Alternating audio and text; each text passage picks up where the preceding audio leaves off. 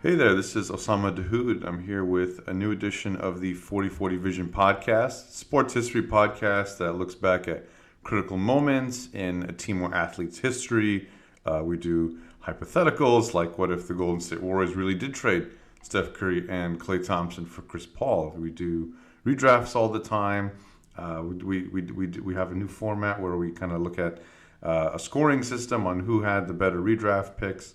So every so often now, you might see these 40-40 Vision short episodes on something we find significant, happening in a given time. So for today's 40-40 short, I'm going to talk about MMA legend Mauricio Shogun Rua. So please make sure to subscribe on Apple Podcasts, Spotify, Overcast, wherever you get podcasts. Follow the pod on Instagram, 4040 Vision Pod, and let us know what you think. We'd love to hear your feedback, and I hope you enjoy this. So it's very exciting. Mauricio Shogun Rua is fighting at UFC 283 at 41 years old. I got into UFC at UFC 100. I was invited over to watch Brock Lesnar fight, so I kind of joined in on what seemed to be like a bit of a circus at the time. I had no idea Brock Lesnar was this decorated collegiate wrestler. George St. Pierre was on that card. He fought Thiago Alves, I believe. That was the same card. Dan Henderson violently knocked out Michael Bisping with the Hendo bomb. My first MMA experience was great. With Mauricio Shogun Rua fighting this Saturday, it's his 42nd career fight. This is his last fight. He's retiring from the sport of mixed martial arts after this one. He's been fighting for more than 20 years. And has been consistently featured on pay-per-views against legends in MMA history. His fighting days, they go back to Pride from the early to mid 2000s, 2002, 2003, I believe.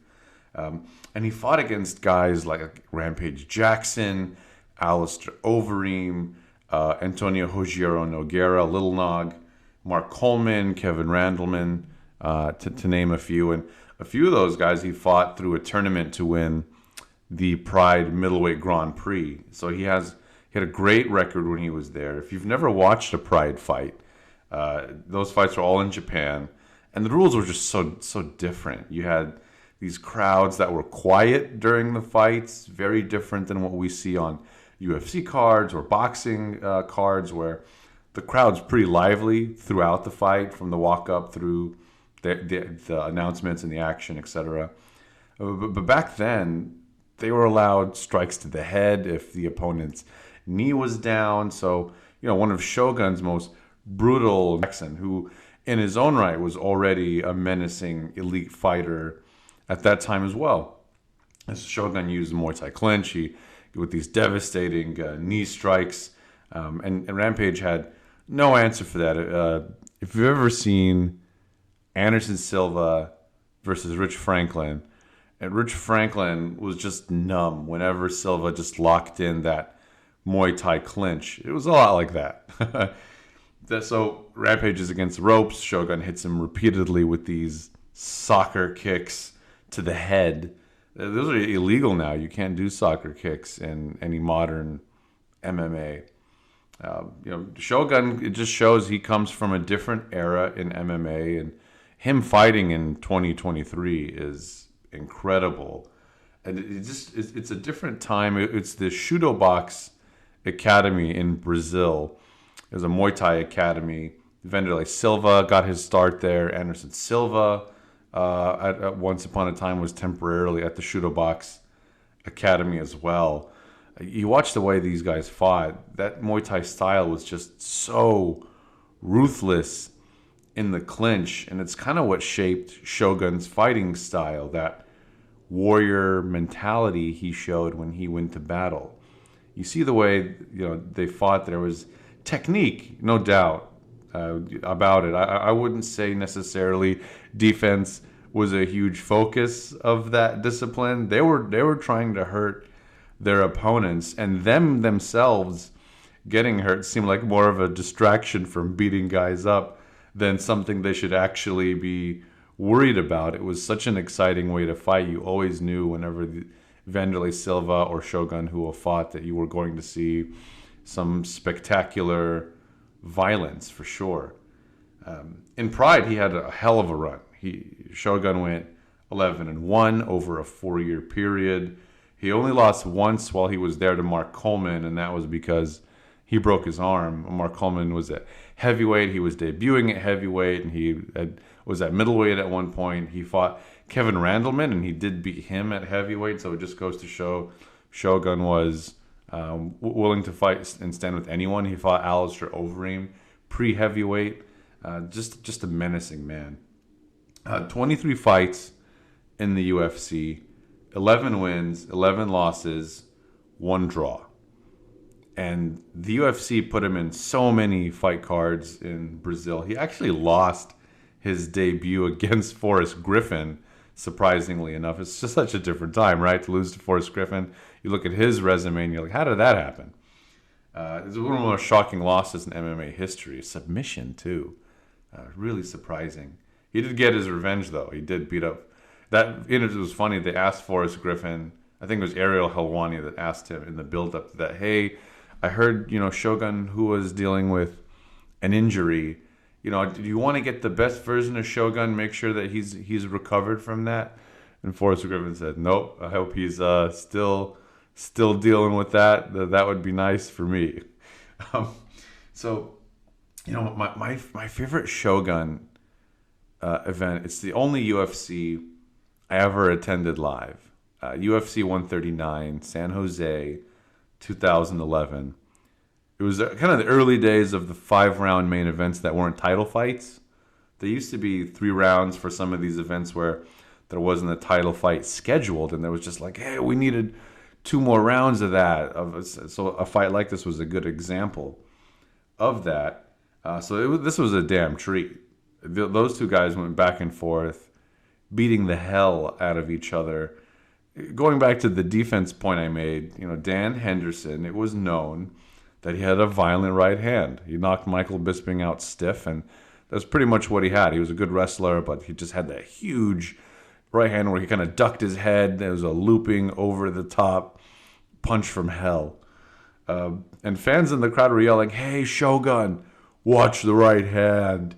Boom, he gets popped with that right hand because he's not focused on dodging the right hand fluidly. He's trying to find his own space to take out Dan Henderson. It was an absolute war. It was just such a back and forth, and it was one of the greatest live sporting events I've ever seen. It's definitely my favorite Shogun fight of all time. His other signature moments, though, for me have to be, there's Ricardo Arona, when he fought Ricardo Arona and Rampage Jackson, I believe in the same night. I might have that wrong. It might have been Little Nog maybe in the same night to win the middleweight Grand Prix of Pride. But the Lyoto Machida fights, for me, kind of define Shogun's peak before the decline, I would say. It was amazing. He was so technical in the first fight against Machida. He showed patience like you'd never seen before. You could really tell he wanted the UFC light heavyweight title. He badgered Machida with these sharp, hard leg kicks the whole fight. By the end of the fight, it looked like he didn't get touched. Machida was all busted up. His legs were swollen. But the judges didn't recognize leg kicks in their scoring. There was a boxing judge there. So he lost to Lyoto Machida, even though he clearly outperformed him. There was some of that, to be the champ, you got to beat the champ. But it didn't look like Machida defended his title. So they had the rematch. I think that fight has changed how leg kicks influence the scoring of a fight, when, especially in repetition, when they're effective. He didn't have a scratch on him. So the rematch, he left, no doubt about it. Overhand right, finished the fight, I believe, in the second round.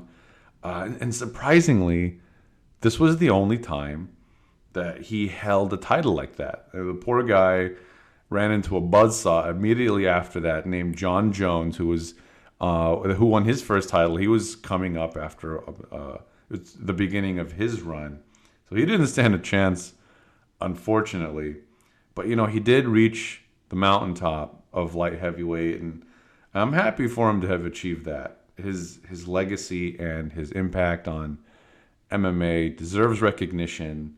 He was one of those OG warriors that every time he stepped into the cage, something violent was going to happen. In 41 fights, only 9 went to a decision, so he more than likely was going out one way, and that's by knocking the other guy the hell out if the other guy didn't catch him first. So congrats to Mauricio Shogun Rua on a fantastic career and all of his success. He'll be missed dearly. It's the last of a dying breed in MMA. So salute again to Mauricio Shogun Rua. That's the show. Thank you for listening. I hope you enjoy this. Please stay tuned for more 4040 Vision shorts every Monday, 4040 Vision podcast episodes, every Monday. And you'll see these 4040 Vision shorts kind of sprinkle in every so often. Thank you, everyone.